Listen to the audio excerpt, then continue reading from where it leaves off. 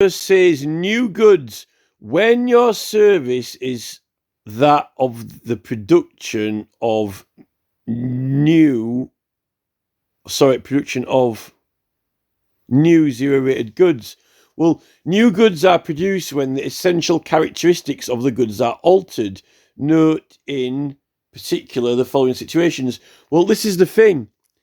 When you make something blank that isn't an advertisement into something that is advertising and promoting something, or asking for signatures, or directing you to a website, advertising the website by having the website address on there and asking people to go there, then you're changing the characteristics of the goods, because it's an item that is not promoting or advertising something to an item that is promoting or advertising something as well. Preparatory, when you have a contract to supply items that qualified zero rating, you may zero rate any preparatory or post-preparatory work other than alterations that you perform in conjunction. Applies whether or not you items varies with tax invoice. So, if you apply treatment process to someone else's goods which produces new goods, the liability of your service follows that of the goods produced. If these new goods would qualify for zero rating, then you have provided a zero rated service. Any other service you provide is standard rated, including post-production alterations. So this might be why the newspapers have started charging VAT, because what they're trying to reckon is that, post-production alterate, but they're not altering anything. The thing what the newspapers are doing is, you're saying, like, look, right, print me 500,000 advertisements. You give them the design, and what is the process of printing the adverts? Well, they've got to set up the printing press and so forth to get it set up for the newspaper and put it in. That's part of the manufacturing the 500,000 adverts, turning the blank newspaper into an advert. Setting up your printing blocks, whether it's on a computer or not, is not, if you're making zero-rated adverts, that's not another service. That is part of what is required to print it, right? Now, you're not asking any journalist to write you anything. You're not asking them to just draw you a picture if all your design is ready. Now, if they try and blag you and say, oh, we'll do some alterations to it, then that's insane, because then, if an advert, you wouldn't have to pay, if they're charging you like 350 quid and then it's plus VAT, it's quite a lot. So the fact of whether they just fiddle around with it a little bit and change a few letters or words in your advert, it is going to count on whether they tax it or not. So if you make your advert exactly how you want it and say, right, print it exactly like that, then there is no alterations. And but the newspaper just at one point have just just scrapped the whole. They've just sod this. We're just going to take tax off them, particularly when Boris Johnson, the Prime Minister, is working there and he's getting paid a handsome sum for his columns. Yes, and he's this is the thing with Jonathan M. Fuller. Extinction Rebellion would be able to afford lots of adverts in the newspapers to challenge Boris, like a battle in the press. But they're being denied access, or also they'll probably try and say, we're not going to print this or that. They're charging them tax on it when, they shouldn't. We're being blagged and bluffed by these people on purpose, strategically.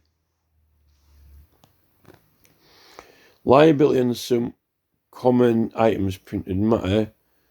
In the list below, give our views on liability of.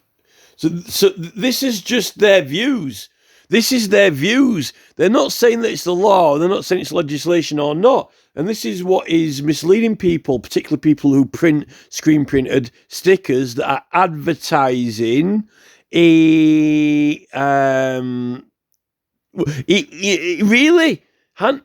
flyers, even commercial companies, really. Advertisements aren't meant to be,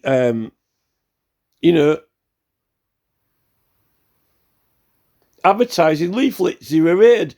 So small adverts, The sticker isn't advertising if it's advertising something. But the thing is, what a lot of the modern companies don't realise is that in the modern world now, right, of the internet and all the information on websites, the definition of advertisement when you're placing it in public, and that's what matters, because you're printing this and making this to put up in public. So if that ain't the definition that you're going by, I don't know what is.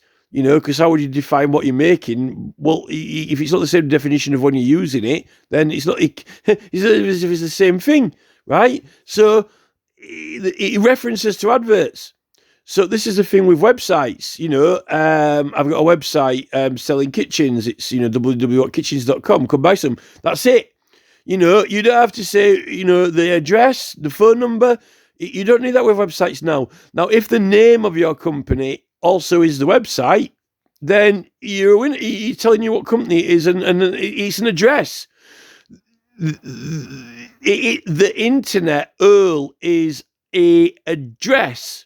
So it's the equivalent of putting the full address on there, but it's the online address. And also, this is the thing with trademark. It is not a picture. It is a mark that is used to trade with.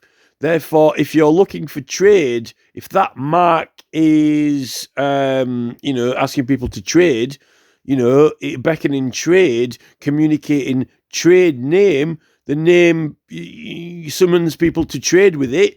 It's not a picture. It's recognised as a trademark, whether it's registered or not. It's either a picture or a trademark. A registered trademark only means that you have to register anyway if you're in a certain size. If you're not, you don't. And another thing with that is that it just helps you with copyright. When you've got a registered trademark, you've got a lot better chance in a copyright claim that it's registered and that you invented it, and the other person can't say that it's all to do with who invented it. When you've registered it, it protects it from being copied or someone else using it. That's all. Got nothing to do with VAT, whether it's registered or not.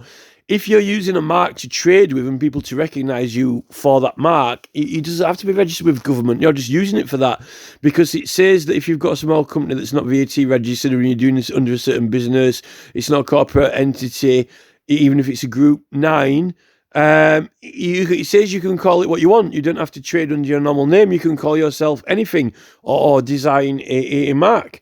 The only thing with big political parties or big businesses is they have registered trademarks, because they're doing over a certain turnover and they're big and they don't want other people to copy the mark. That's all. This is what people don't understand.